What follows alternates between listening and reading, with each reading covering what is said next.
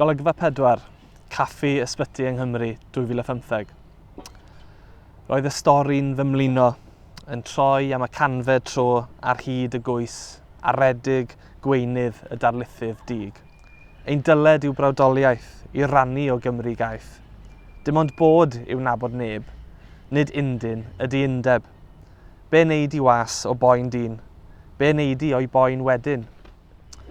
Ond yna rhithrais rhag pastwn rhethreg, ffoi am baned, ceisio peidio rhedeg rhag cywilydd geiriau gwar y coleg. Dihengyd symud fy ffug resymeg ac estyn tua gosteg symudol, yn ôl at gysur technoleg. Rhwydwaith trydar y gwyllt a'r gwar. Mae'r negeseuon yn rhan ohonof, ei trydar cynnar yn eco ynof. A'r ffôn yn troi ei waiw ffon trwof yw sŵn y treisio sy'n atsain trosof. Sŵn brain yn cywain i'r cof, frigau hyll, i dorri'r gwyll gyda'i trydar gwallgof. Lladd ar y llain, cwylydd, celain. Rwy'n gweld newyddion dod yn donau, olwyn ar olwyn yn rhoi hialau am genedl gyfan, llosgi perllanau, cywain dynion ar cynheuan danau, chwalu mewn fflach o olau, a'r perthyn yn hir hen hedyn yn llawn rhaniadau. Y traeth, tir hallt, tai yn tywallt. Dir anynol yr aderyn anwar sy'n fflachio yno'n yr heilwen gynnar. Bra'n ddi yn llechu'n y golau llachar. Yn y diwedydd daw haid o adar, sŵn traed sy'n ei trydar. I'r ceiau yn dod fel diwiau i falu deiar. Y byd mewn bedd.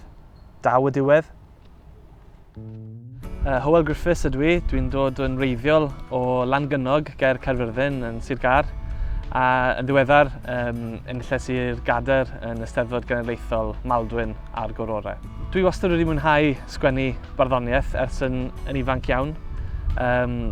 Bod yng nghwmni pobl arall efo'r un diddordeb mewn gwirionedd oedd yn ysbrydoli rhywun o oedran ifanc iawn gyda ffrindiau yn yr ysgol.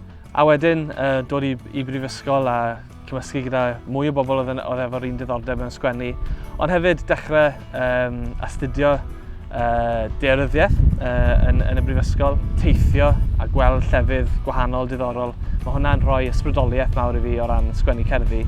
A hefyd bod yn y Brifysgol i drafod syniadau a bod yng nghanol cymdeithas fawr o Gymru Cymraeg a phobl o bob ran o'r byd yma yn Aberystwyth a mae syniadau yn bownd o ddod i rywun mewn sefyllfa felly. Fel arfer dwi'n sgwennu barddoniaeth gynghaneddol, neu barddoniaeth mewn cynghanedd, neu barddoniaeth gaeth fel mae'n cael ei alw hefyd. Felly mae barddoniaeth gynghaneddol yn cael ei sgwennu ar fesurau penodol hynafol a mae pob llinell yn gorfod bod â chynghanedd yn ddi.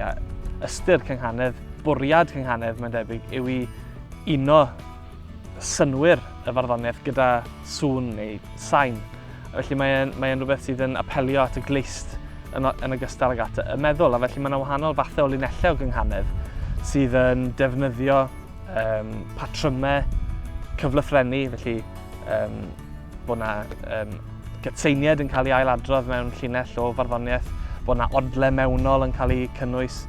A mae gyd yn dibynnu mewn gwirionedd ar aceniad geiriau a chwarae gyda sŵn geiriau a matcho geiriau mewn llinellau. A dych chi'n plethu rheina wedyn mewn i wahanol fesurau. A yn y pen draw, mae'r gynghanedd yn rhywbeth sydd yn gweddu yn wreiddiol.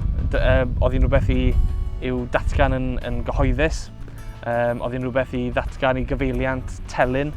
Felly mae'n rhywbeth i'r glist yn arbennig. Mae'n rhywbeth sydd yn arbennig o effeithiol o berfformio o flaen cynulleidfa. A mae hwnna'n digwydd fwy a fwy yng Nghymru heddiw. Mae'r iaith Gymraeg a'i diwylliant yn rhan gwbl greiddiol o ddiwylliant Cymru yn amlwg ac o ddiwylliant ehangach y byd. Mae'n rhan gwbl greiddiol yr llenyddiaeth, yr hanes o ddawnsio, caneuon, a celfyddydau gweledol yn ogystal.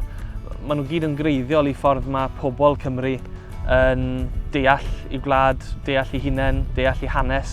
Mae Brifysgol yma yn Aberystwyth wedi bod yn hollol greiddiol, yn rhan anatod o y ffordd dwi wedi datblygu fel bardd. Yn amlwg o'n i'n sgwennu barddoniaeth a llenyddiaeth cyn i fi ddod i Aberystwyth, ond yn Aberystwyth, yn yr gymdeithas Gymraeg, yn enwedig yn Neuadd Pantycelyn, ond hefyd tu allan i hynna, des i gwrdd â phobl o wahanol gefndiroedd, des i ddeall mwy, des i ddod yn fwy hyderus fel sgwennwr i ddechrau. Mae'r profiadau parhaus dwi'n ei gael yn yr adran fan hyn o ran trafod syniadau gyda myfyrwyr, trafod syniadau gyda cydweithwyr, a fel fi'n gweud, gallu teithio nawr ac yn y man i wahanol lefydd. Mae hwnna i gyd yn ysgogi cerddi ac ysgogi creadigrwydd. Dwi'n meddwl yr prif gyngor allan i roi yw i gyntaf i gyd i ddarllen gymaint o farddoniaeth a gallwch chi. Mae yna hanes hir iawn o farddoniaeth yng Nghymru